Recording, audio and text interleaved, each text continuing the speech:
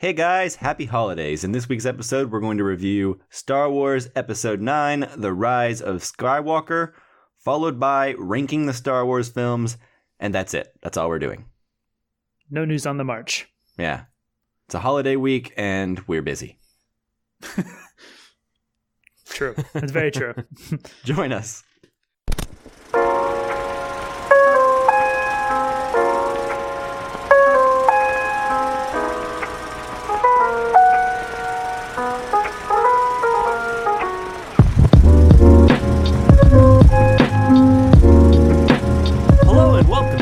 Cinecast, powered by Cinelinx. My name is Chris, and with me as always is Never Tell Me the Odds, Mike. How you doing today? Doing well. I got here by the skin of my teeth. It's remarkable. Because the odds were against me. You get it? Yeah. Okay. Yeah, but you never knew the odds, and that's what's important. Yeah, if I had known them, it may not have worked, but I did. Yeah. Also with us is a man who will die by the saying, Han shot first. Justin, how are you doing today? No, thank you. No, thank you. That's how I'm doing. McClunky, yeah. Oh, man. I don't want to get into the Han shot first thing because I don't really care. Is that harsh to not care? A little bit. I think it does change how you view Han, but that's a conversation for another time. Yeah, fair enough. These are the kind of questions that matter. And if this is your first time listening, normally we always start off the episode with a profound question that matters. And then we move into a section called News on the March, but not today. We're going straight into our feature review. We'll be reviewing Star Wars Episode 9, The Rise of Skywalker, and then we'll be ranking each and every Star Wars movie now that the saga is complete until the next movie that comes out. And guys, in honor of Star Wars, I had a question for you. Okay. I have a question. I have an answer for you in honor of Star Wars. Thank you. Too. Chris, do you? Well, let me hear the question first, and then I'll decide. What is your favorite Star Wars name? It can be legends, like extended universe, stuff that's not canon, video games, whatever. I think I already have mine. Okay, go for it. All the Darths, like Darth Plagueis and Darth Sidious, those are the best names. I find, like, if you are following somebody named Darth Sidious, you probably need to reevaluate what you're doing, or someone named Darth Plagueis. Maybe, like, you are the bad guy. Maybe. Well, for God's sakes, at that point, you're following something called the dark side. Well, but if you're just like, like the people on the Death Star, they were just, like, building it. They didn't know about the dark side or the light side or anything like that. They just knew that there was a guy named Darth something or other, evil guy. Yeah. And they know the Emperor looked like a wrinkly finger that's been in the water for too long. That's true. Okay. Justin? Man, I wanted to find like an obscure one and be kind of cool that way, but yeah. I think when it comes down to it, I got to go with Obi-Wan Kenobi. That is a pretty cool name. It rhymes. It flows off the tongue. Yeah, it's got a hyphenated part in there. Like it's a weird name rad. That would be hard for any person to come up with. Yeah, and it's really the first name you hear when you start with episode 4. Help me, Obi-Wan Kenobi. You're my only hope. Yeah, it works really well. Yeah, that's fine. Okay. Well, I did go with an obscure one just because, why not? I liked this video game on Nintendo 64 back in the day called Shadows of the Empire. Mm-hmm. And you play as a guy named Dash Rendar. Oh, that is a good one. That's a cool name if I ever heard one. What is the name of the main character from Star Wars Resistance? Because I remember his name being kind of cool. Oh, Kazuta Xiono. But Kaz for short. Kaz, yeah. Okay, maybe it's not that cool. Never mind. Yeah. Go about your business. Nothing to see here. One of the things we do here on this podcast when we're not thinking of obscure Star Wars names or which ones are the coolest, we also have a series called Casually Criterion, where we watch Criterion films. And one of the cool things we do is we each choose a movie from the Criterion collection, then we put it out to you guys, and you guys get to vote on it and choose which movie you like the best and which one we're going to talk about. We do that every other week normally. Right now, in the month of December, there are so many great movies coming out in the end of the year push that we decided to take a break from that. But in the new year, I promise we will be watching 12 Angry Men. And Justin, if they want to vote how would they go about doing that? They can follow us on Facebook, Twitter, and Instagram at Casual Cinecast. The poll will be on Twitter, but we'll post links to it and post about it on Facebook and Instagram. If you have any questions or topics you want us to discuss on the films we're reviewing each week, you can send those to those social media accounts. You can also send those to casualcinemedia@gmail.com. And then, of course, if you haven't done so already and you like the show, go into iTunes, give us a 5-star review, tell us why you like the show. It'll help other people find the show and see why they should like it, and then subsequently listen to us. Please and thank you. All right. We're here now. So I guess it's time to venture to a galaxy far, far away. And also a long time ago. Yeah. Time travel in this episode, which I think we established on one of our most recent episodes that makes everything better. So, So keep that in mind. When reviewing this movie, it's also about time travel because it's about a long time ago. But it seems like it's the present. So you gotta grade it on a curve. Yeah. All right. Moving in. It's an instinct.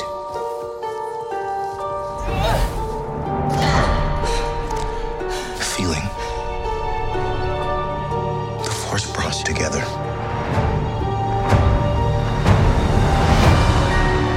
We're not alone. Good people will fight if we lead them. People keep telling me they know me. No one does. But I do.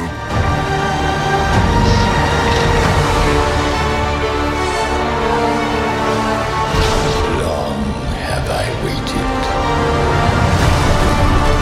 And now you're coming together.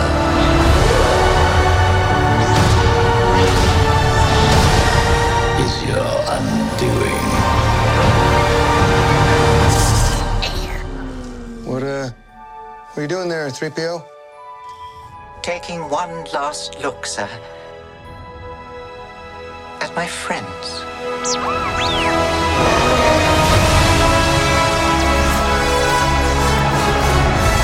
Confronting fear is the destiny of a Jedi.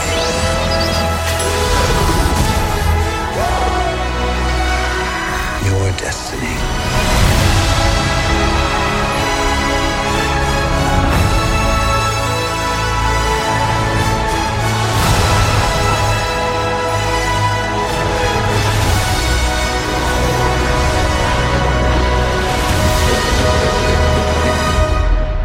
The Force will be with you. Always.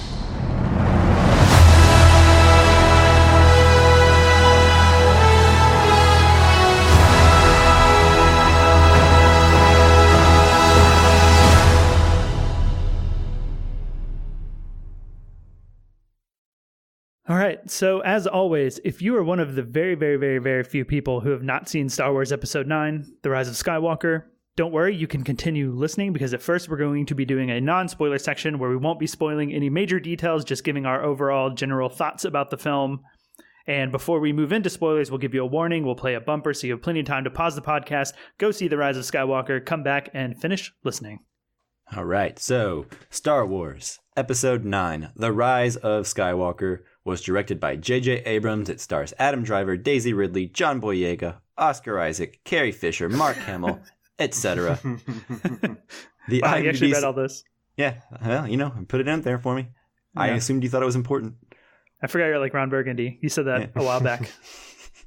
The IMDb synopsis says, the surviving resistance faces the First Order once more in the final chapter of the Skywalker saga. Love that. No spoilers at all. It has less spoilers than the opening crawl does. Very true. That's a good point. Oh, boy. Okay. Yeah. Who's tackling this beast of a movie first with your general thoughts? Let me go first because I have a feeling that you guys probably don't have as much as me. Okay, I guess it's fair. And you've seen it twice, right? I have. Okay. Spoiler alert for your general thoughts. I don't know if you were going to... I was going to cover that. Thank you. Okay. All right. Well, then go ahead. I'll butt out. Okay. Let me start by saying that I've always been a Star Wars fan. If you've listened to this show, you probably know that. I had all kinds of action figures in the 90s when I was a kid. I wasn't as big on the prequels as they came out, but I still enjoyed them enough for what they were, for the most part. But I really enjoyed The Force Awakens when it came out, way more than I did the prequels. And I've enjoyed most of the Disney era of Star Wars ever since. And I really, really enjoyed what Rian Johnson did with The Last Jedi. In fact, ever since then, I've tried to keep tabs somewhat on the extended universe stuff, as long as it doesn't get too goofy, which it can and does at times. But anyway, so I saw Rise of Skywalker opening night with my girlfriend, and then I saw it the next day with my brother, who also wanted to see it with me. So I have seen it twice, which I really think helped me kind of sort out my feelings, because after the first time, I wasn't really sure. I just knew that it was a lot of movie, crammed into a pretty short runtime. So going into it the first time, I already knew people were going to be upset. I usually try not to pay attention to the negative stuff going on around Star Wars. Usually I just try to enjoy a Star Wars movie as much as I can, without all the baggage around it. But even then, I did hear a lot of critics were upset with this movie for what they were describing as sort of like walking back, I guess, many elements of The Last Jedi. But then before that, people were backlashing against The Last Jedi for doing too many different things than what came before. So I try to tune all that out, you know, and just kind of judge it for myself. Ultimately, I came away from this movie mostly pretty satisfied. I think it's messy, pacing-wise, especially the first hour. I wish this movie had been a little longer, so maybe we could take our time with some of these scenes that seem rushed. And they also went a couple places that I wish they hadn't gone story-wise. But even still, I had a good time with it, with all but a few things. Most of why this movie, I think, worked for me is because of Adam Driver and Daisy Ridley, and the relationship that continued from The Last Jedi. Mm-hmm. I also enjoyed the fun group mission stuff with Finn, Poe, C-3PO, Rey, all hanging out together. It felt very fun and breezy. Like when it comes to like the group dynamics, those things really worked for me.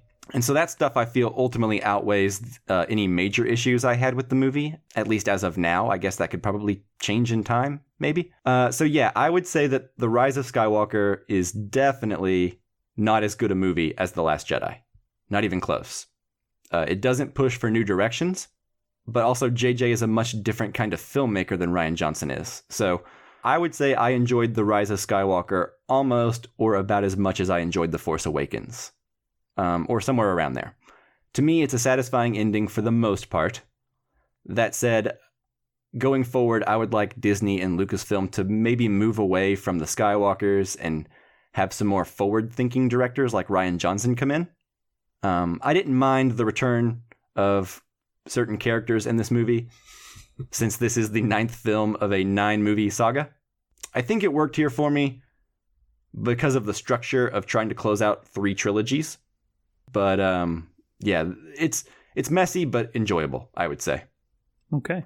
Yeah. So who wants to go next? Yeah, so I can go. I just saw this movie today, as on the day of recording. I agree with a lot of what Mike is saying. Daisy Ridley and Kylo Ren chemistry was really great. One of my favorite scenes is, well, is that spoiler? I don't know. One of my favorite scenes is a lightsaber battle between the two of them, and we'll get into more in spoilers. But yes, it is messy, and it's not as new and improved as like The Last Jedi. It's kind of feels like it's retreading more of the same territory. Not exactly like The Force Awakens, where The Force Awakens kind of felt like it was almost the same blueprint as the original trilogy. This one does its own thing a little bit, but for the most part, I feel like it's sticking to that blueprint, if that makes sense. But there are certainly sequences and things that I admire about this film that make it worth watching. Yeah, for sure. And I mean, look, I don't have to convince anybody. I'm not going to convince anybody of going to see it or not going to see it. But it's just a conversation that we can all have, right?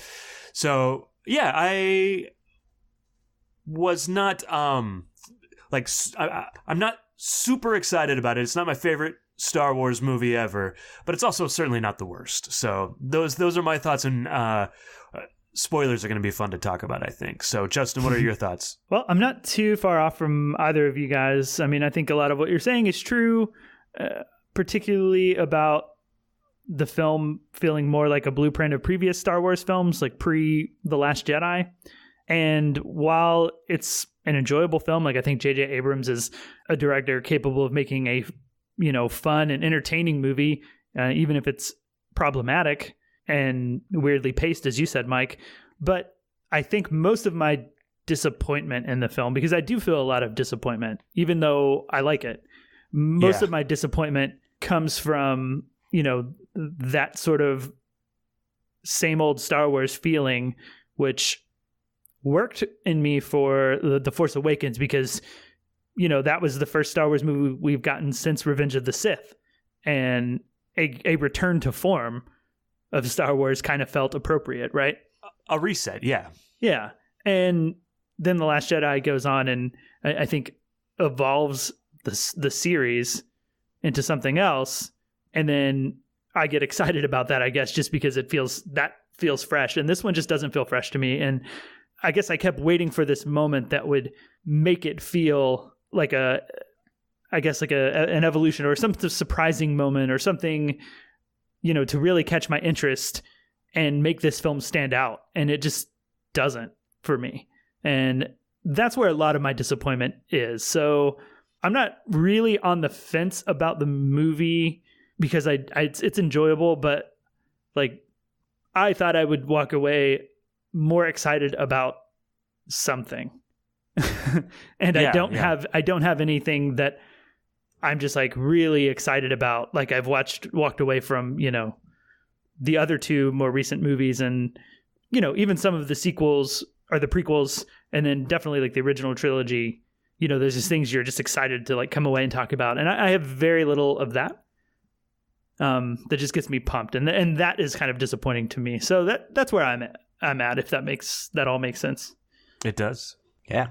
But yeah, that's general thoughts. I think as a closer, it did the best it could do, but I don't know. As a closer, like there's some satisfying stuff, but I guess I wouldn't be the most mad if they come out and announce an episode 10 in like 15, 20 years or something and continue this on, because it does leave me wanting more in some places. Yeah. And we'll have to talk more and kind of into spoilers about the decisions that were made and continuing this kind of saga. But what I would say is, like, I'm all about new Star Wars, but I would say try to stay away from a Sky. I don't even care if you continue with like a lot of these same characters, like your Poe or Finn, or even Rey, or whoever, but don't call it episode 10. That's kind of where I'm at. Like, try to make Star Wars live outside the identity of more episodic films, because otherwise you're going to fall into the same traps because people are expecting a certain thing. Yeah. Instead, give us something like The Mandalorian, but in movie form, where it's like something that no one's asking for or expecting. Right.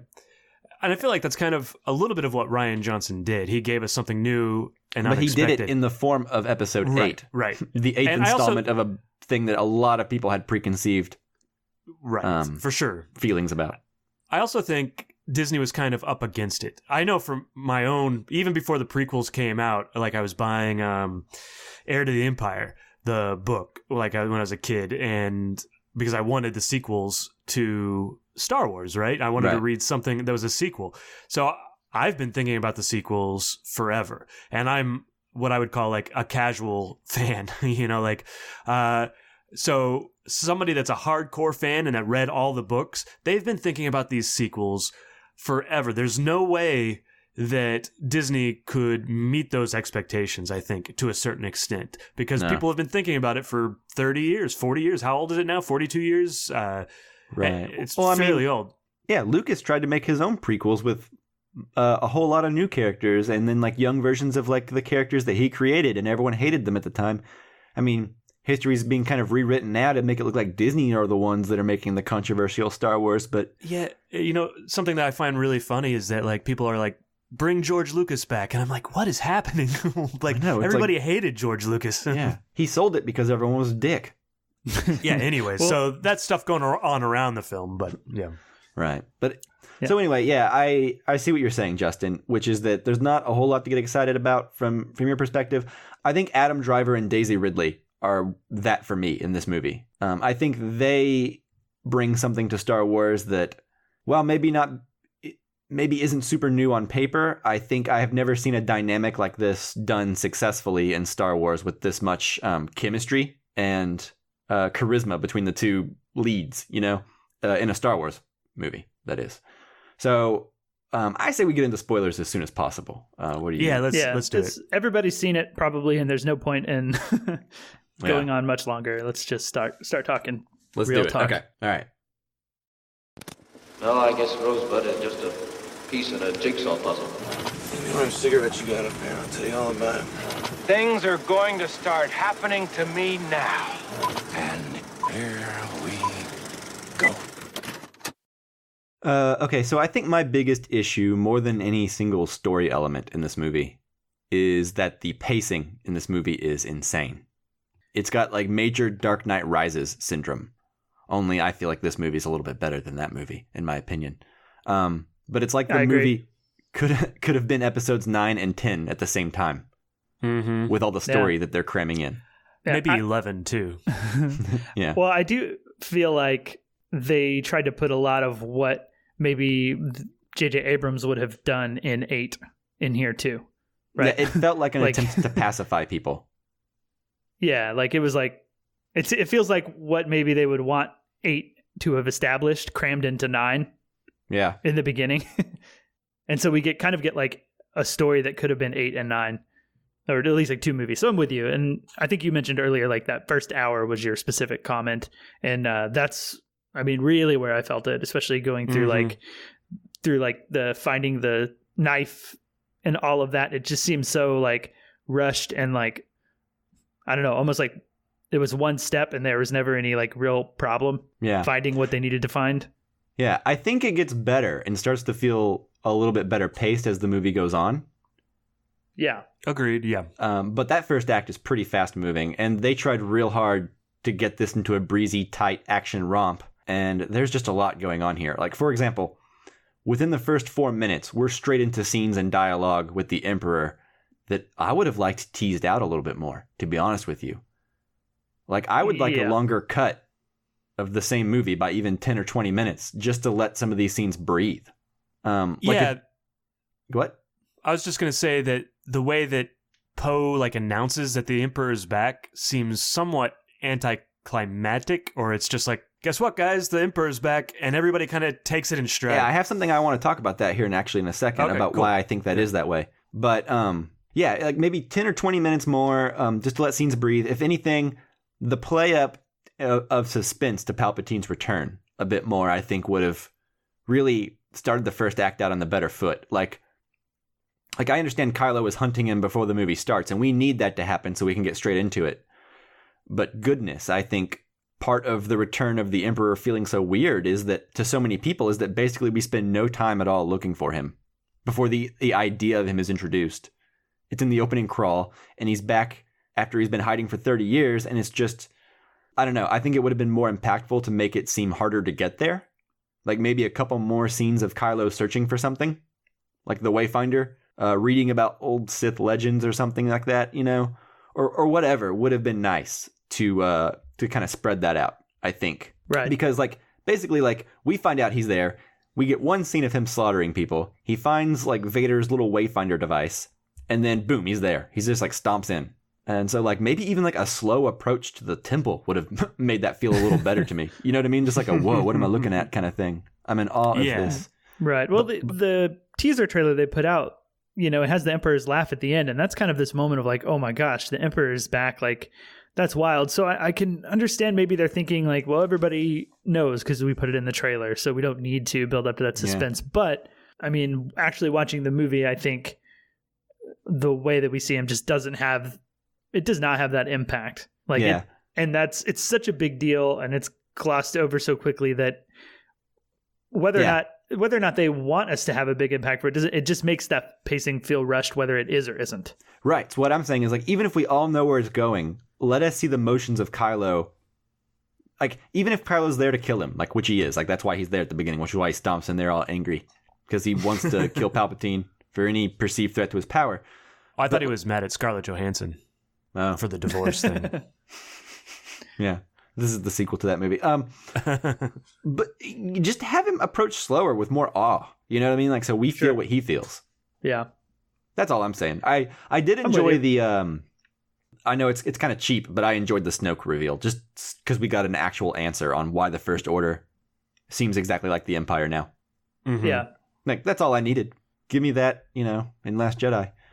But anyway, I appreciated that scene. But Chris, you mentioned earlier that the exposition at the beginning feels a little off or clunky when Poe is like, so that's it. Palpatine's been behind the scenes the whole time, pulling the strings or whatever. Mm-hmm. I think the only reason that scene is in there is so that they can use the shot of Carrie Fisher saying something to the effect of like, behind the scenes in the shadows the whole time. Like, that's one of the only lines of dialogue they had with her. Oh, so they wrote to whatever whatever dialogue they had from her previously. That makes sense. Right. Yeah. So they had, and I'm sure before she was talking about the First Order being in the shadows or Snoke being in the shadows or whatever. I don't know what the actual scene was originally. So they had a shot of her saying like, from the shadows all this time or something like that. Yeah. So they had to have Poe say something to kind of like set her up for that, Yeah, I will say that's part of what leads to the clunkiness of the early part of the film is, I just can't help but to feel them writing the other characters' dialogue around what they had pre-recorded of Leia. Sure. Like, there's that example that we're talking about specifically, but like almost every scene, I feel it because like her reactions aren't quite right. Yeah. Like her tone of voice isn't quite right. And like, you can tell that the stuff she's saying is like really vague and it just it just kind of like barely works. And it's not doing this film any favors. Like, it's probably not that bad in a vacuum, and it's maybe impressive that they were able to do what they did with it, but it just doesn't help this. Like, the pacing is off and it's like clunky in the beginning, and that's also clunky to me. Yeah, it's unfortunate that they had to do it that way, and I don't necessarily hold it against it. And I hadn't thought of that's why he said what he said. Like, I just took what he said as face value as opposed to thinking about Carrie Fisher.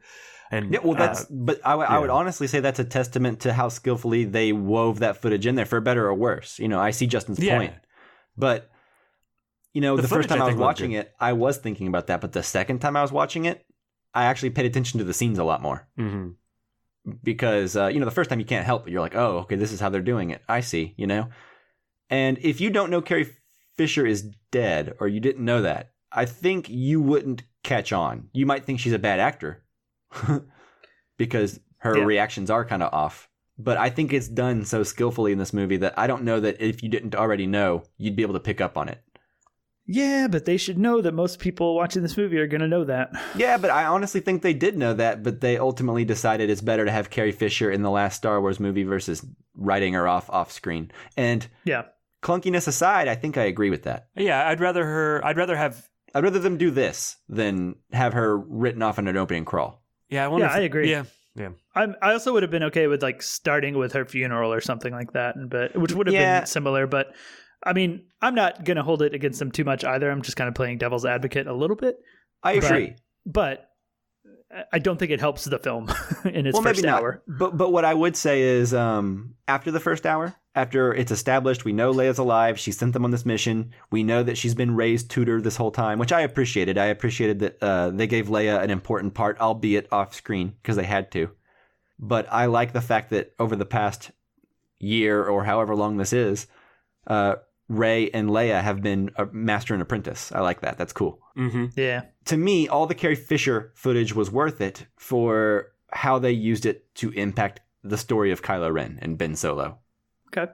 They didn't just have her be a part of it. They actually somehow wrote it, albeit not in the most graceful way, but they wrote a scene where basically Leia was able to do something of her own volition, right? That redeemed her son. Like, it made it her decision to go out. Yeah.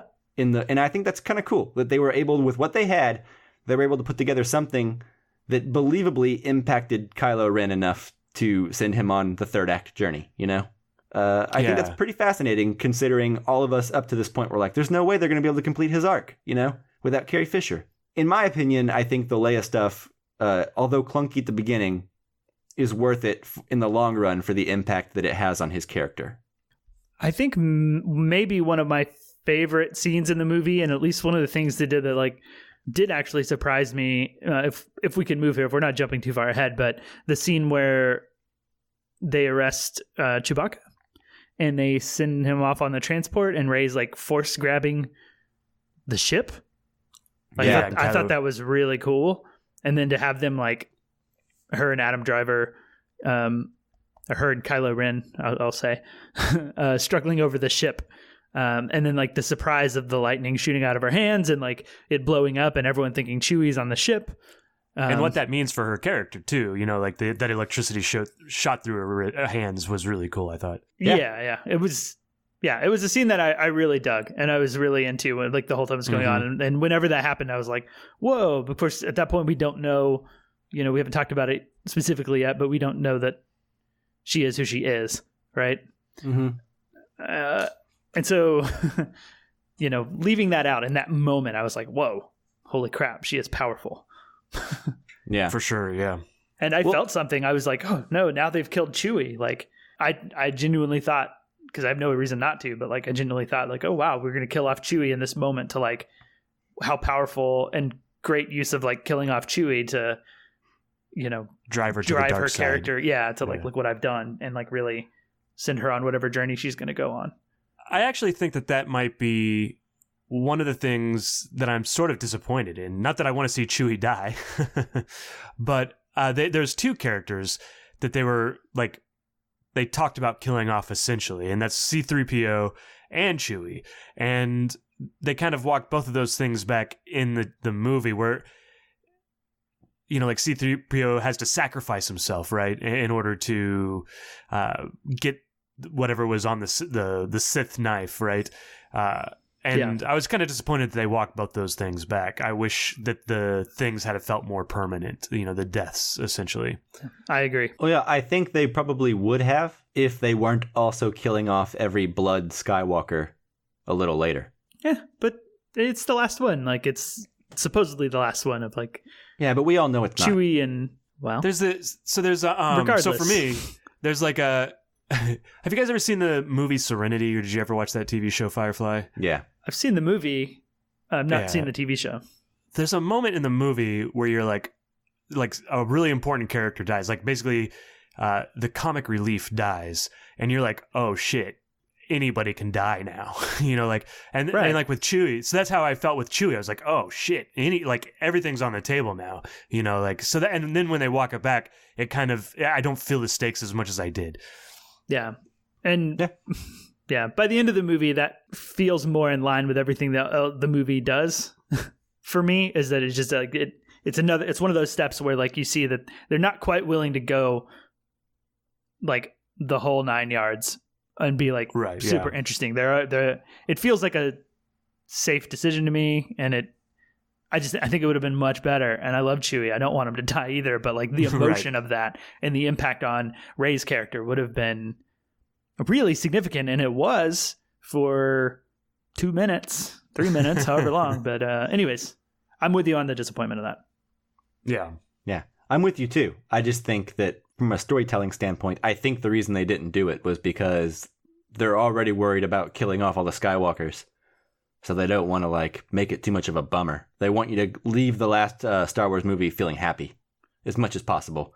Whether that's ultimately the right decision, you know, that's for debate. But I think that was probably the thought process, if I had to guess about it. Yeah, and that's a safe, less interesting thought process. I'm with you that's why they did it. I agree. I mean, we have talked about C-3PO, so I do have to say that like one of my favorite parts of this movie is all of the C-3PO stuff. Yeah, I think this is some of the best C-3PO stuff. Yeah, I don't really have a problem with walking him back because, okay, he's a droid. He can't really die. Rules are different. Yeah, I didn't have as much a problem as I did with the Chewie thing, but like just generally speaking, like he had a lot of really good stuff. And probably my favorite like comedic moment and joke in the movie is towards the end of the film when he runs back into the guy that erased his memory. What's that character's name? It's not Baba Yaga. Frick. Babu Frick. Yeah. when he runs into him, he's like, "Oh, that's one of my oldest friends." And he's like, he had his memory erased like a day ago, and that's the first person he saw and talked to him. Like, I thought that was really funny, and in a kind of throwaway like way. You know what I mean? Yeah, I think C-3PO is used certainly the best in the sequel trilogy here, but certainly better than I think anything in the prequels as well. Yeah, and I was surprised to get such an emotional moment, and they put it in the trailer, but it wasn't any less impactful whenever it happens in the movie when he's like, "I'm just going to take one last good look at all my friends." And I'm like, oh. Yeah. That got me. That made me emotional. One of the most emotional points in the movie for me. Yeah, and then also I liked when his eyes turned red when he's talking in Sith or whatever. I think that's pretty cool.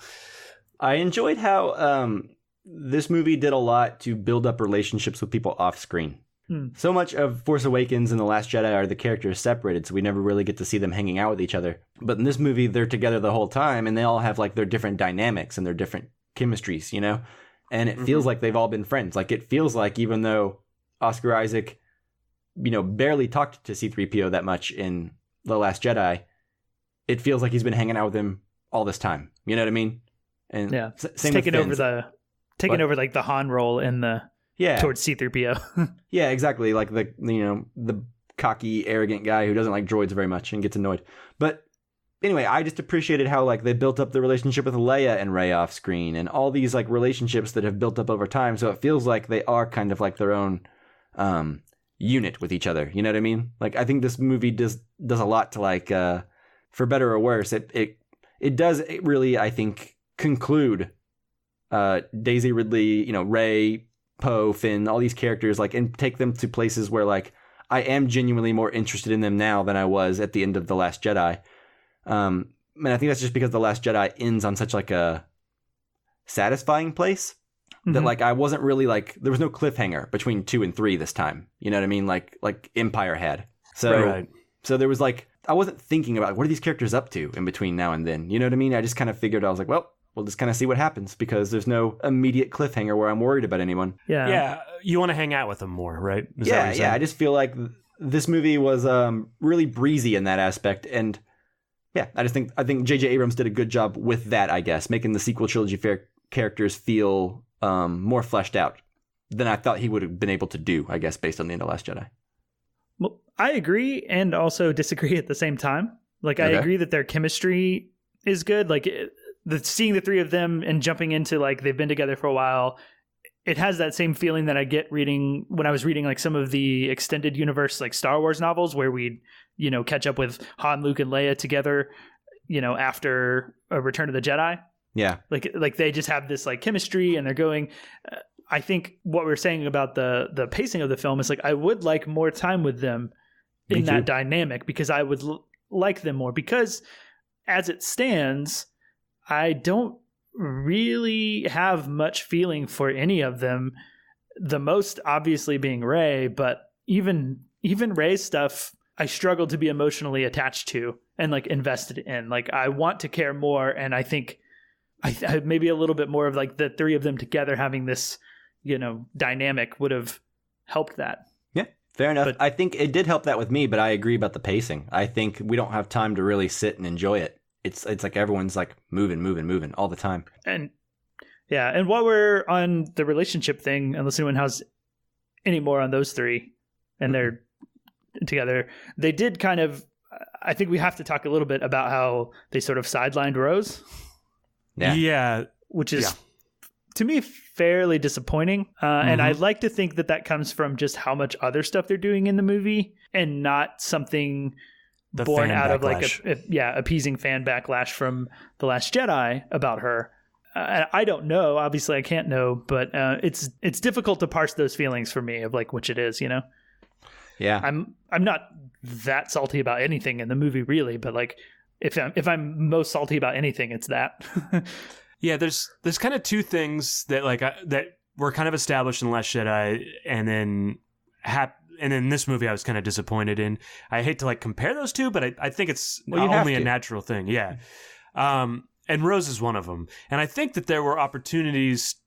What makes me feel like it was because of fan backlash that they sidelined her a little bit, is because there are other characters. I like Charlie from Lost. What is his real name? Dominic Monaghan. Yeah, Monaghan. I like him, but like he had a bunch of lines, and that could have been Rose talking, you know, like, or at least that's how I kind of felt about it. Like there was opportunity, even though there's a lot of other stuff going on. Maybe she's not doing anything. Maybe she's just giving exposition, which is disappointing for that character anyways. But like, it felt like she was sidelined to me, and it felt specifically because of the backlash. And maybe I'm reading too much into it. I will probably never really know, but yeah, that's kind of how I feel about it. I'm not necessarily super disappointed. It doesn't necessarily ruin the movie for me. I am disappointed though, you know, just that I'm kind of, I guess, a little bit salty, like you were saying, you know, like, why would you guys listen to those jerks? Did you feel that way at all, or Mike? Oh yeah, definitely. I think it's indisputable that she has been sidelined. Probably because of the fan backlash, but also, I mean, you have freaking Lando Calrissian coming back, and I think he has maybe like 45 seconds more screen time than she does. Yeah, well, that's true too. So it's like, this movie seems like a 2 hour and 40 minute to 3 hour movie crammed into 2 hours and 20 minutes. Yeah. You know, honestly, a lot of my personal issues, like I don't care about the Emperor coming back in the last bit. Especially since it's like 9 out of 9. And if you think about the other movies beforehand, Palpatine fits nicely in. Not nicely, but he fits in, I guess. You can pigeonhole him in there and it'll make sense. I can accept that. But the pacing and the sidelining of Rose is definitely... These are my major issues with it. I don't even care about Rey Palpatine, to be honest with you. I never cared about Rey's last name in The Last Jedi. I don't care about it now. Well, yeah, since you bring that up, that is the other thing that I'm so somewhat disappointed in. One of the things that I was very excited about in The Last Jedi was the fact that... that wasn't necessarily just that Rey's a nobody. And it's fine that she's a Palpatine, you know, story-wise. But there was her becoming a nobody. There's that moment at the end of The Last Jedi where the kid, like, uses the Force to pick up the broomstick. And there was a feeling that the Force had been like, the Force is for everybody all of a sudden, right? Yeah, that it's but not that's just a misinterpretation for Skywalkers. of the movie. Is it? Yeah, so the interpretation was never anyone can be a Jedi. The interpretation should have been Jedi can come from anywhere. Like, not every single person can use the Force equally. Oh, right. So I think maybe I just worded that wrong. A Force user can come from any backwoods place. Somebody could come from any place, and it doesn't have to be a Skywalker or a Palpatine or a Windu. Right, but that's already been established in the prequels. We don't need that to be established again. I mean, I understand that's what Rian Johnson was doing. Yeah, there was something special about it, and maybe I'm not putting my finger on it exactly right, but there's something special in The Last Jedi that made it feel different in that way. I think you're right. I mean, that's what a lot of people felt, and I even felt it too, but I also never really cared about the last name so much. Like, I remember when The Last Jedi, whenever she went down to the hole, and she's like, I want to know who my parents are. I was like, is she still on this? Yeah. You know, and then everyone proceeded to freak out about how she was a nobody and how that changed everything and changed the rules. But the thing is, we've seen nobodies be Force users before. We see a nobody become a Force user in this movie. His name's Finn. Right. So it's like they don't so much change the point of anything so much as they change the way we're supposed to look at it. Because The Last Jedi tells us your family doesn't matter. Your lineage doesn't matter. Yeah, that's what it is. This movie yeah. essentially tells us the same thing, only she happens to be the granddaughter of Hitler, like Space Hitler or whatever, right? So she's still choosing to ignore her lineage and choose her own family. So the point is the same. It's just a little skewed and different. And it feels like you're consciously thinking about it as a walk back as it's happening because it's so clunky. Yeah, and I'm certainly more sensitive to those things because of the dialogue around the films, you know, so the Rose thing I'm super sensitive about, I guess, just because everybody, you know, so I'm more sensitive to those things. What I think it does, and if I can expand a little bit on what like I take away from The Last Jedi, it's not necessarily that, you know, anybody can be a Jedi because of the Last Jedi, right? Like, I'm with you on that. As you said, the prequel films have Jedis in them who aren't related to the Skywalkers or Palpatines. But I think what was exciting about her actually being a nobody is that she seemed to have a great like inherent power. Mm-hmm. That was hence not the Mary Sue argument. Right, which is whatever. I don't talk. We argued that. I think yeah, I agree. we argued that before, but I don't remember when, but we did. What I guess it feels like the greatest concentration of force power goes to the Skywalkers and the Palpatines, and in a way, I guess I see that. And if you want to compare it to like the economy and everything, like the greatest. The 1% have more wealth than the rest of the 99%, essentially, right? And so there was this exciting idea that I think Rian Johnson was getting at in The Last Jedi, that the power will come to somebody if it needs to balance out light and dark. And lineage doesn't matter. Yeah, and lineage, like, it's not that this power is reserved exclusively for like birthright, genetic namesake. And this takes that aspect of it away from me, which I do find disappointing. Sure, and I agree. But I like I said, I think The Last Jedi is the best movie in the sequel trilogy, and certainly the best Star Wars movie since the original trilogy. That said, let me play devil's advocate here. Okay. You're J.J. Abrams. You're sitting down to write Episode 9. And Disney tells you need to wrap it up in 9 saga films, because if we don't want to do episodes 10, 11, and 12... then we don't want cliffhangers or whatever. Just wrap them up, basically, because every trilogy needs to be wrapped up until a decade later you can announce you're making another one. These aren't Marvel movies where there's going to be another one a year from now. Mm-hmm. So if your goal is to wrap it up in one more movie, I understand the urge. I'm not saying that I necessarily would have made the same decision, but I do understand the urge to try to cap off the 3 separate trilogies. And the way Episode 8 leaves off would have made that very difficult to do in any kind of satisfying way, I think, without trying to tie it back in somehow. I mean, on its surface, Star Wars has always been primarily a fantasy soap opera. Like, the original trilogy, as much as I love it and have loved it for decades, right, it ain't Shakespeare. Like, Luke and Leia weren't even supposed to be brother and sister until Return of the Jedi, and it created all kinds of problems that we just kind of overlook now, even though it wasn't planned, kind of like this. Mm-hmm. Mm-hmm. So, I mean, on a long enough timeline, what I'm saying is these decisions won't matter. It'll seem like all of a story, right? It'll seem like 2 great families in the Force, while there are other families out there, and other Star Wars movies and content will explore those other people, right? But the Star Wars saga seems like the story of Palpatine seducing a Skywalker, and then, in turn, Anakin's offspring doing the exact opposite to Palpatine's offspring. And, like, he turns a Skywalker bad, and they turn a Palpatine good, kind of. It's kind of like a yin-yang, I guess. Which, again, not the story I may have gone with myself, but I understand the want to try to keep it kind of contained if you're trying to cap it off in the span of one movie. Yeah. I, as much as I like The Last Jedi, I kind of almost wish Rian Johnson could have had done his own film or something, because I feel like if we had that Palpatine stuff in Episode 8, it would have felt a lot better. I don't know. It's weird. It feels like... Well, to me, there's something to be said about a package being too neatly wrapped like this. Like, I don't see why we can't get Emperor Palpatine and, Leia dies, Kylo Ren dies, or Ben Solo dies, ending the Skywalker thing, right?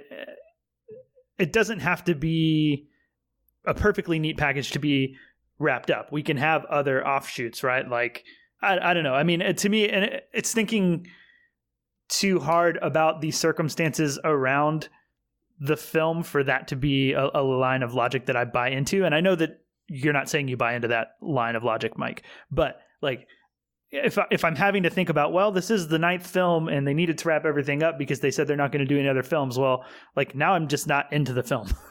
I'm not invested into it, right? Because there's too much outside like stuff that's influencing on it. And like, just as a film, I think it films just a little too neatly wrapped up for me. Where the world is messy, you know what I'm saying? Like, what would be a messy way to end the Skywalker saga that you would have liked more, I guess? I mean, like, I guess example is what I'm asking for. Well, what do you mean? These movies are crafted over years and written for years and stuff. So am I going to come up with a perfect example? No, but I mean, like, what in this movie would you change to do you have something specific in mind when you said that? Well, I'm saying that Rey being a nobody, like, we don't have, the only way to wrap it up isn't to, oh no, she needs to be a somebody so that everything makes sense and she is part of all of this. Like, she can still be a nobody and still become powerful, and a nobody can end the Palpatines and end the Skywalkers can end too. In my opinion, and that's okay. Yeah, in my opinion, this would have been better if Palpatine can still come back if Rey just had not been related to Palpatine. Yeah, everything can happen the same. Like, I like Palpatine coming back. I think that's a nice bookend to the 3 trilogies. I do agree with that. I don't necessarily need a new villain. Like, Snoke didn't matter, Palpatine. It doesn't matter. Like, Palpatine's like the devil, right? That's like, the devil of the Star Wars universe. Bring him back, sure. Yeah. But I agree. I think just the Empress Palpatine dynamic is a little, but also just like in The Last Jedi, I don't care. You know what I mean? Like, I always thought of Star Wars as sort of a soap opera, so I always assumed that she was gonna be somebody, and I never thought about it too much until The Last Jedi told me that she was nobody, and then I thought that was bold, But then in this one, they walked it back, and I cared just as little. So it's like, you know what I mean? So my problems come from the stuff that I can't enjoy because it's moving by too quickly. Not necessarily, I don't care who's related to Rey, I guess, is kind of my thing. Like, but I understand being annoyed with it because you can't help but whenever that scene is going on, you can't help but consciously think like, oh yeah, this is a walk back. It's that, but it's also a bit like what we were talking about with the Watchmen series, is like when you see the seams of writing. Yeah. And when things in a film or script just wrap up a little too perfectly, it feels written. Yeah. And I see the seams in the film and the writing and the thinking and maybe that is because of The Last Jedi, and I can't ignore that, but like because of what they did there, this feels like less than doesn't feel natural because of that. Yeah. Well, I think that's what it is. It's because you can't help but think about the decision they had behind the scenes of being like, should we do this? Should we do this? Okay, I guess we're going to do this. I guess part of it is just what Justin said earlier was it felt like a safe decision. I forget what he was referring to, but it was something. Oh, it was the Chewbacca thing. Yeah. And I feel like this movie is full of safe decisions, which don't necessarily lead to a bad movie. It just feels safe. Like her being a Palpatine feels safe and feels, so there's a lot of safe decisions in here. Well, see, that's what blows my mind is because at this point, after The Last Jedi did what it did, it almost feels like to me, making her a Palpatine feels like the opposite of safe because it's so jarring. And they had to know that. I mean, that's fair to a point. I think I see what you're saying, and I understand that. That's what blows my mind about it. Is it like, it feels like they had to have been like, this is the right move because if we make this move, this is exactly what the first thing people are going to say. So it seems like they would have had to have like real confidence in that decision. You know what I mean? And but also I understand because like, what else could it be other than just like a compromise? Yeah. And that leads me to another question I have, if we're done with that, but it kind of has to do with Rey Palpatine. But so is Force lightning an inherited power? Like, I'm trying to think, do we see any other examples of people doing Force lightning?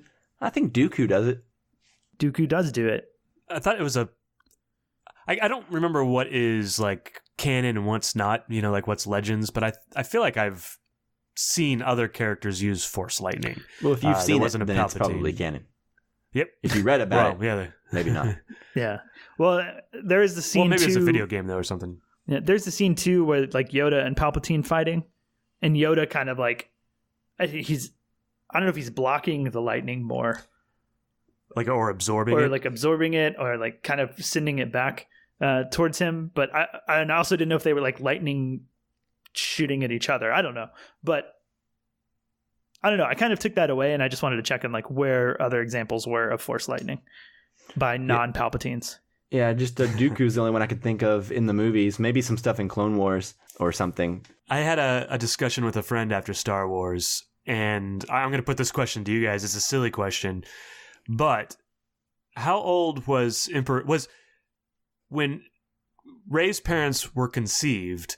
What point was the Emperor in his life? Was he post wrinkly? So was it I think a probably wrinkled? Pre? Like the dad looked like he was like 40. Yeah, maybe 30s. I would say a little bit younger, but yeah, 30s. Like because Rey's super young. So okay, so let's do the math here real quick. Justin, you're the math guy. Okay. Oh my gosh. Okay.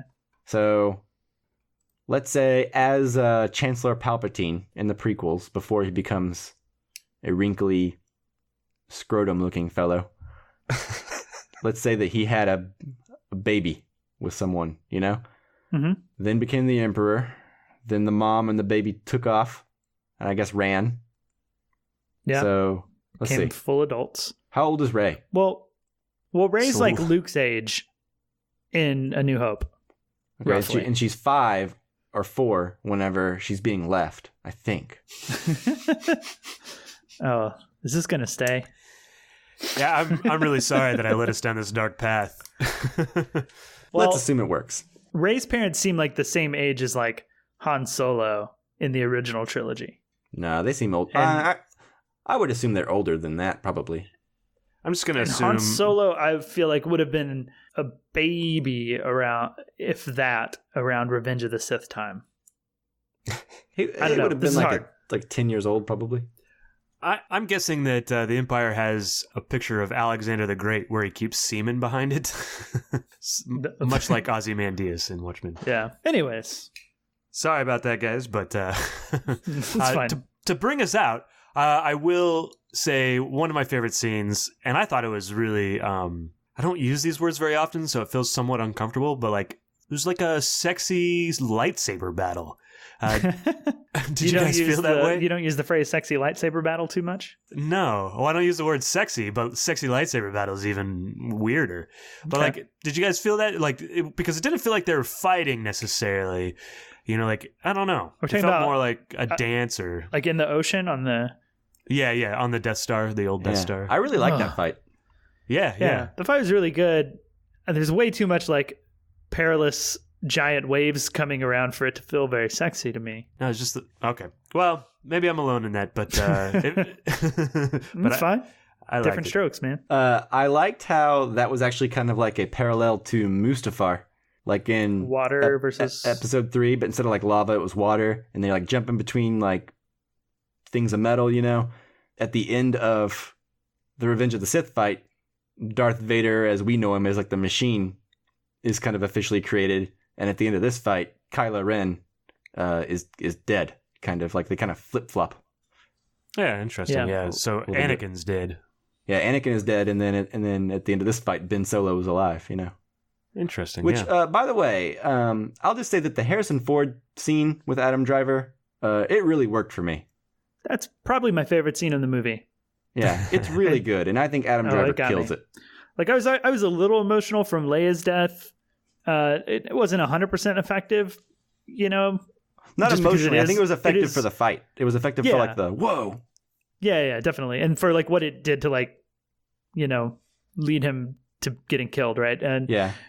But like, I was way more emotional just seeing Han Solo return, and like that whole scene like really got me, and that surprised me. Like if you would, because I assumed Leia was going to die at some point in this, right? But like going in, like I wouldn't have imagined anything hitting harder than Leia dying, but that scene did. Yeah, like when he's like, "Dad," and he's like, "I know." Oh, the I know was like, Yeah. That's it's such a great callback. That's one of the great moments in the film. Yeah. Well, and just also seeing him call Han Dad was like, it's just like Kylo Ren wouldn't say that. You know what I mean? Like, I know. Oh, yeah, it's just so good. it is good, and Yeah. and Kylo Ren / Ben's like story throughout this film is, and even throughout all of the films, like I think he's probably the only character of the new batch that I really feel for, and I've will say that his stuff is really good, especially in this film. Like what he goes through and everything he does is great. Yeah. It's the best part of the movie. Yeah. Like when he runs and jumps on that chain to try and like save Rey from going to the dark side. Yeah. It's so like heroic. Yeah. What does he say? Yeah. Ouch. His last words are just ow. Yeah. Which is pretty good. And I enjoyed the development of their little force timing each other and where they could like hand stuff off, you know? Yeah. That's a cool thing that JJ kind of ran with after The Last Jedi. Yeah. Yeah. I like what they did with that. And it's them using it to like help each other. And then also like, I really liked how it's used like in the scene where she's in his ship and he's on the ground. Yeah. And he figures out where she is when they finally like hit that Darth Vader like Darth Vader helmet pedestal. Yeah. That was really cool. Yeah. Yeah. And also when you take into account the revelations at the beginning of the movie and like Ben Solo's journey, he's a very sad character. Because it's like, apparently Palpatine was preying on that dude since he was like a little kid as like different voices and different faces, you know? Yeah. And it's like, you know, Palpatine probably had his sights actually like set on him too, whether it be for revenge or just to have like a new powerful apprentice or whatever, you know? Mm-hmm. So anyway, I just think it's actually really interesting and sad with this kind of new information that we get that like Ben Solo is just kind of like a victimized kid. Pawn. Yeah, well, that's one of those things that, like, you know, you feel bad for, but then it also makes his death feel a bit of a relief for him. Yeah. You know what I mean? Like, it's not entirely sad because you know that this guy is, like, tormented and he's, like, killed his father and all of this other stuff. And, like, it just kind of, there was a bit of, like, relief for him in that death. Yeah, it almost seems like, did you ever watch to season 2 of Game of Thrones, Justin? No, I stopped after season 1. Well, there's a character in there that he betrays some people that raised him. And in it, like some character says to him, he's like, hey, you know, like, you're not the person you're pretending to be. I know you. I've known you since you were like a little kid. And he says, like, I've gone too far to pretend to be anything else. And that always kind of struck me as like what Ben Solo was doing. Like after he kills Han, it's just kind of like, well, I can't go back now, you know? You're right. Yeah, like that's like the one thing I can't go back from. But anyway, I also enjoyed. Like I like how whenever he shows up to like save the day at the end, like he like seems different. He doesn't do a lot of talking or anything, but like he doesn't seem like Kylo Ren anymore. He seems like more like Han a little bit, you know? Yeah, he's not as angry. Yeah, and what I do like is that he initially is kind of getting his ass handed to him by the Knights of Ren. Yeah. And so I like that once he abandons that, he does have this sort of like, I don't know if it's a power loss or that he just has to readjust to this new state of mind and isn't quite as like, you know, on point with his fighting. But there's just a sense of like being a little bit off, a little bit weaker, which I like that being a downside to, you know, not giving in to greed or anger or hate or the dark side, whatever. Yeah. Well, and the idea of like, I mean, he discards his weapon and goes in there with just like a blaster. You know what I mean? Like knowing he doesn't have any chance against the Knights of Ren, he's their leader. Yeah. It's very Han Solo of him. Yeah. So anyway, I like that. And, you know, honestly, like this may be a result of like trying to please fans, but I didn't even hate the Reylo kiss at the end as it's been dubbed. I was about to ask about that. I mean, it maybe feels underdeveloped or something, but it worked for me. In the moment, I was into it. I was like, all right, finally. Well, here's what I would say. I think this is a better tragic love story than Anakin and Padme. It's the best love story in Star Wars, I think, because Han Solo and Leia, like they're fun to watch together, but it's a little easy. Yeah, they're just fun. They're a fun love story. And this is like a very much like a will they, won't they kind of like tension, especially ever since The Last Jedi. So I think this movie kind of capitalizes on it pretty well. Like you said, maybe underdeveloped, but I kind of look at it more as like a slow burn. Yeah. Never meant to be kind of thing. It works for me. Yeah, if they had walked off and like been a couple from there on out, I may have had a bigger problem with it. But you know, the fact that he passes away or he dies, kind of makes it more satisfying, and I don't mind that kiss. I think that there was that. Obviously, I think there was a sexual tension between them, for sure. So, yeah, right. Yeah. One other tiny thing, I surprisingly really liked the new droid Oh yeah, Dio. The little tire. What's his name? Dio. Dio? Like Yeah. Ronnie Dio? Like the heavy just metal, D-O. hair metal singer? Oh, okay. Well, D-O. I really liked him. I thought he was funny. Mm-hmm. Yeah, I've seen some people say he's annoying, but I don't know. Like I liked his bit. Like when there's something like he was kind of nervous and was like when something would come and he didn't want, he's like, no, thank you. Yeah. And that was funny to me. The droids sometimes just like kill it in these movies, and they keep like reinventing new ways, whatever, reinventing the wheel with these droids and like doing these new things that add like a fresh bit of humor or whatever, like element. Like I was surprised with BB-8, like how different he was from R2-D2. Oh man, I love BB-8. What a great design. Yeah, it's great. I also like what they've been doing with droids in Mandalorian. Yeah, that's true. I was going to ask, what did you guys think about Poe's kind of love story? This is one that kind of just felt a little stuck in there. Where they could have spent time with other things, you know. But the Kerry Russell character, what did you guys think about that? I felt it was there for the laughs more than anything. And it got laughs. Whatever. Whenever I was in theaters. So I think it worked for me. But then again, I mean, Oscar Isaac has chemistry with pretty much anybody.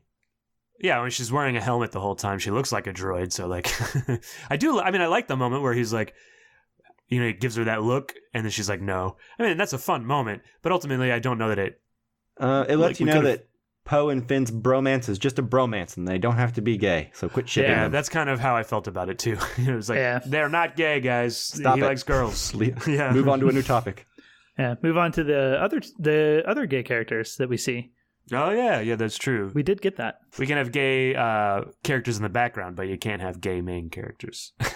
Apparently not. I mean, I understand the urge to not want to follow through with that because it's like I feel like a lot of people would have been blindsided by that. Yeah, and it's not a thing that was like, it's a thing that the fans came up with as opposed to something that they were thinking about in the story room. So yeah, I'm not upset by it for sure. I mean, it'd be cool, but like I'm not upset by it. Anybody got anything like else specific? Oh, I do actually. And listen, I just wanted to check with you guys first. No, go for it. Okay, so I'm going to go back a little bit negative because I think, to me, one of the things that felt really blueprinty and felt like we were kind of going backwards in like that evolution that we had gotten with The Last Jedi, and we kind of go back to like regular Star Wars, is with the finale fight, because I felt that we just kind of went back to that formula of air assault, ground unit has to do something while a Jedi, there's a lightsaber battle with the Jedis somewhere else, right?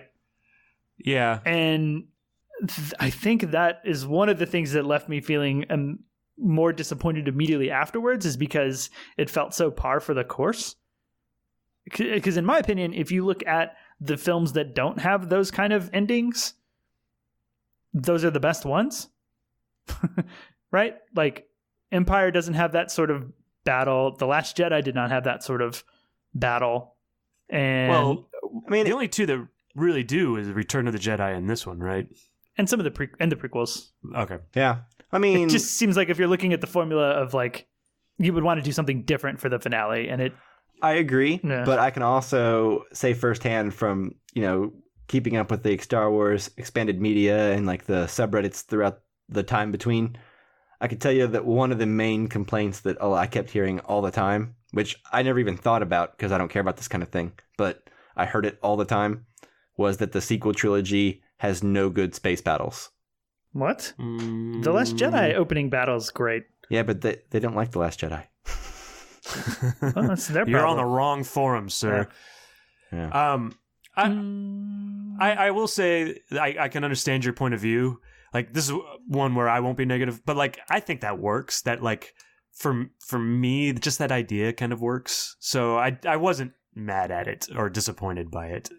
So yeah, well, it's one of those that when you add it in with everything else, that feels like a return to same old Star Wars, as opposed to continuing to like evolve and go in like different directions or bolder directions, more interesting, however you want to say it, right? Like, when you pair it up with that, it's one of those things that I can't help but not think about how much that feels like Return of the Jedi or whatever. Makes sense, yeah. I can understand it. I definitely understand it. I'm like Chris. I don't really share it. It doesn't bother me. But, yeah, I get it. Well, that's my last thing that I have to talk about, I think. Yeah. We talked about the ending, like with Rey on Tatooine, which was emotionally very satisfying. I'm not so big about the actual dialogue that we get. Like, I get it. I don't really have a problem with it, but just like the visuals up until that point were really working for me and like giving me some real like satisfaction. And I like it. Yeah.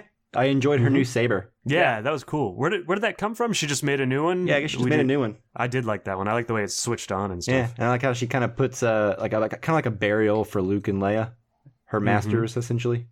Mm-hmm. Yeah.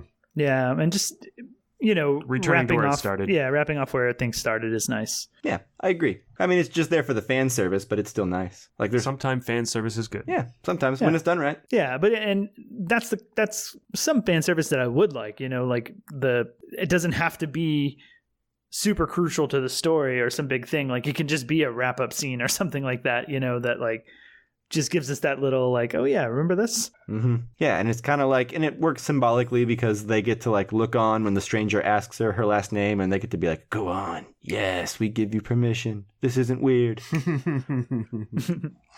Yeah, cool. Yeah. You guys ready for the rankings? Yeah, so that was our review for The Rise of Skywalker. Yeah. If there are any points that you wanted to hear us talk about specifically, but didn't get to, send them in, let us know. Yeah, let us know your thoughts on The Rise of Skywalker. If any of us have any takes that are just absolutely wrong or we missed something, I'd like to hear about it. Yeah. All right. So, ranking the Star Wars films, we are doing Rogue One and Solo also in these, correct, guys? Yeah, correct. Let's do it. Awesome. So, who wants to start us out? I can go first. Okay. If you you guys are cool with that. Okay, absolutely. I'm cool with it. All right, guys. So my list, starting at the bottom and working my way to the top, is Attack of the Clones, The Phantom Menace, Solo, A Star Wars Story, Star Wars Episode 3, Revenge of the Sith, Star Wars, The Rise of the Skywalker, Rogue One, Return of the Jedi, The Force Awakens, The Last Jedi, the original Star Wars, and then my top pick is The Empire Strikes Back. Nice. Yeah. Okay. Justin?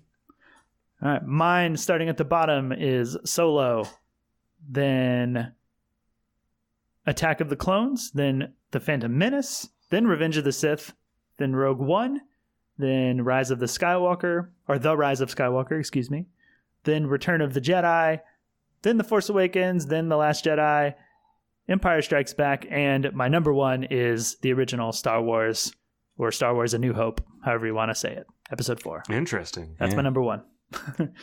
Yeah, so I'm probably closer to you, Justin. I have, let's see, as the last one, starting with the least good, Episode 2, Attack of the Clones, then Solo, A Star Wars Story, then Episode 1, The Phantom Menace, then I have Rogue One actually before the Revenge of the Sith, then I have The Force Awakens, then I have The Rise of Skywalker, which I actually like a little bit better than The Force Awakens, which is weird. That is weird.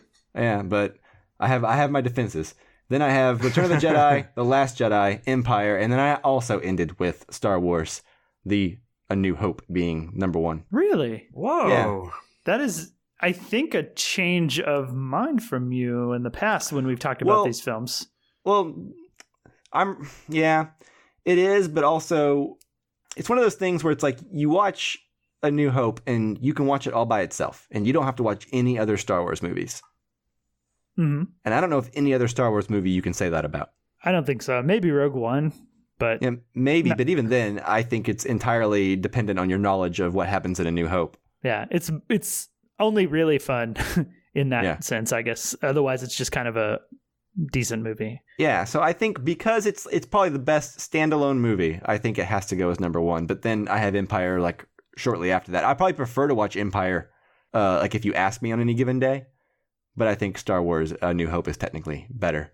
Yeah, that's essentially my reasoning. And just the fact that it starts the whole thing off, you know, and that's when you get all of these scenes of meeting Luke and meeting Han and meeting Chewbacca and Princess Leia, and you meet Darth Vader. It's like, I don't know, all of those moments, even though Empire does some like really rad things, like more rad than anything in episode 4 at points, but like there's just something about the beginnings and meeting all of these characters and it all starting that just has this magic that I can't deny. Yeah, it's so simple and it moves. It's just got such great pacing. Alec Guinness. Yeah, that's true. The main thing I noticed is different about my list than you guys' list, other than the placement of The Rise of Skywalker, is the placement of Rogue One. I actually have Revenge of the Sith above Rogue One because I think it's actually a better movie. But you guys had all the prequels like right below, I think, Rogue One.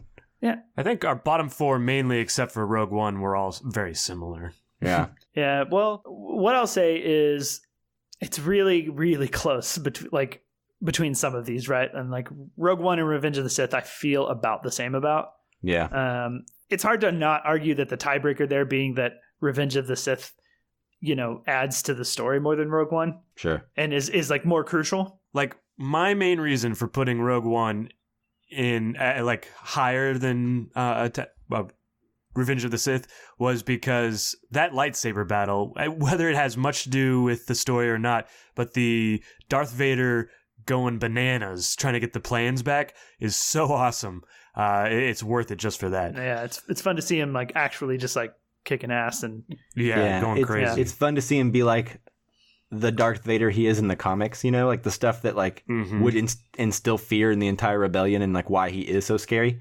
So I agree with that. Yeah. But I think the only other major difference in our lists was I have The Rise of Skywalker one above The Force Awakens, but really they're about tied. I have them both sitting at 4 stars. Even though I know The Force Awakens is a better movie, I've been more frustrated with The Force Awakens since 2015 for not providing me an answer about who Snoke was and what's going on in the galaxy and just like minor questions that like take no time at all to answer.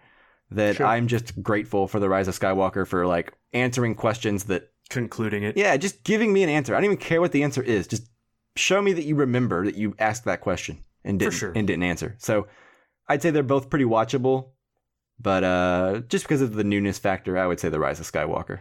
But I probably would ultimately slide down because The Force Awakens, having watched it the other day, I can say that that's a pretty fun movie.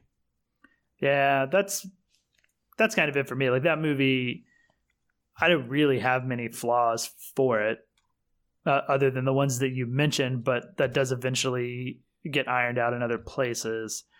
But like as a movie, it just moves and it is fun. And like, even though I like Last Jedi better, Force Awakens is probably just a more like straightforward, fun, enjoyable movie. Yeah.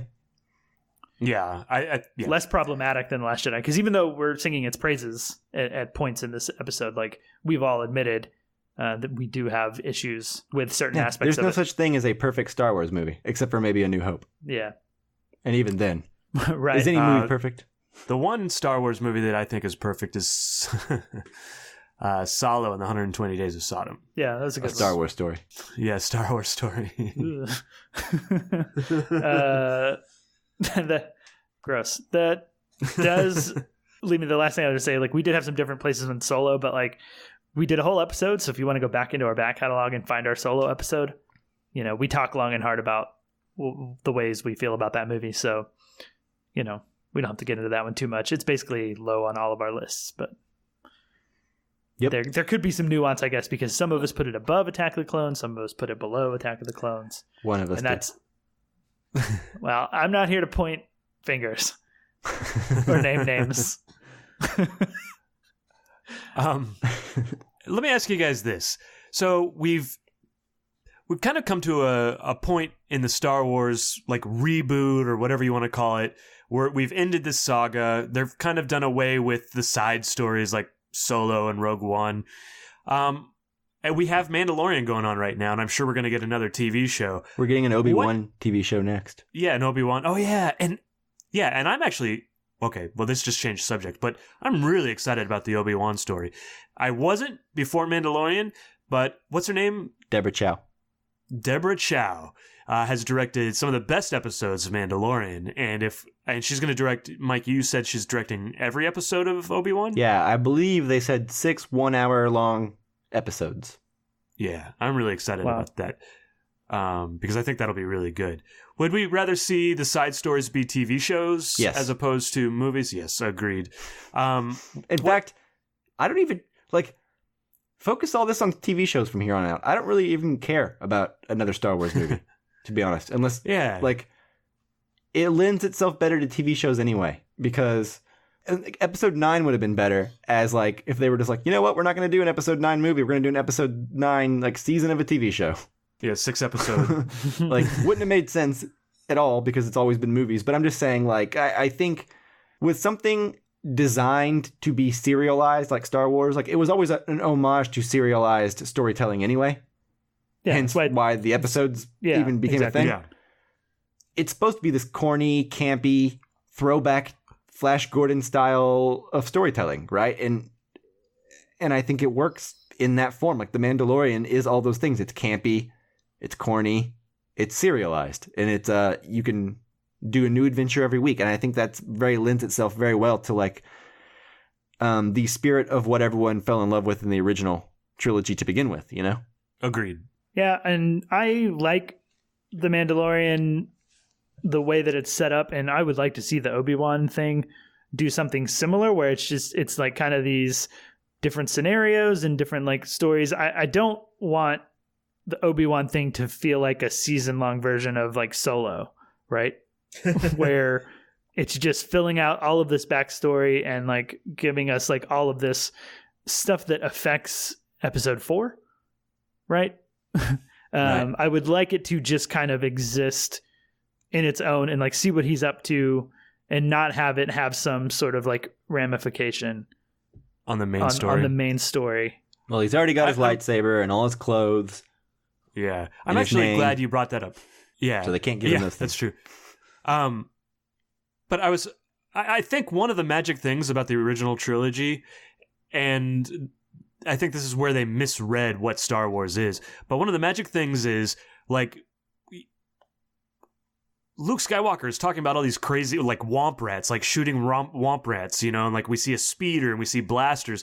I don't necessarily want it. I guess if I want the mystery solved, what a womp rat is, or what a TIE fighter is, or all that stuff, what that alien is in the bar, I can go look for it. I don't need a movie or a story to fill out why that alien's in the bar, or how Solo got his name and stuff like that. I like that little bit of mystery and that the world, and I think Mandalorian actually does that really well, because they talk about stuff that we're not quite sure about. You can go find that stuff, but it's not always 100% clear. There's kind of you want to drop homages to the world without answering questions we don't know.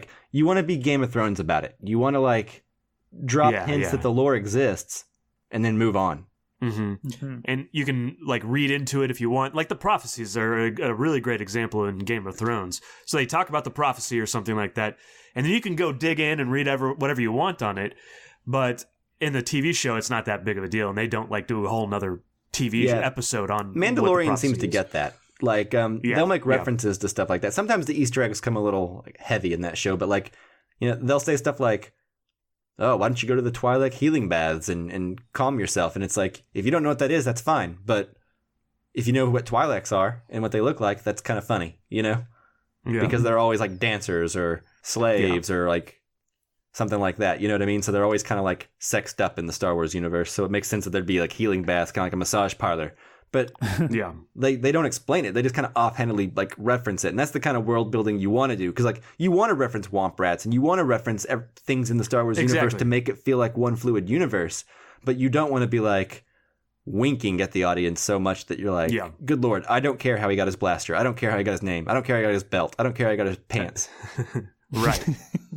Yeah.